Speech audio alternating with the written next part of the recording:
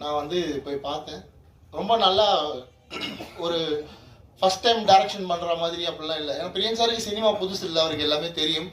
இருந்தாலும் ஒரு இயக்குனராக கதாநாயகனாக இருக்கிறப்ப அது ரொம்ப சிரமமான விஷயம். நம்ம மானிட்டர் பார்க்க முடியாது, நடிச்சுட்டு தான் போய் மானிட்டர் செக் பண்ணணும், டபுள் வேலை அது.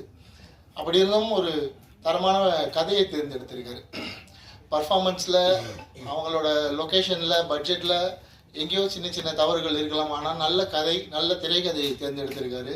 அதில் கண்டிப்பாக அந்த படம் ஜெயிக்கும், நிற்கும். ரொம்ப நல்ல சஸ்பென்ஸ் த்ரில்லர்.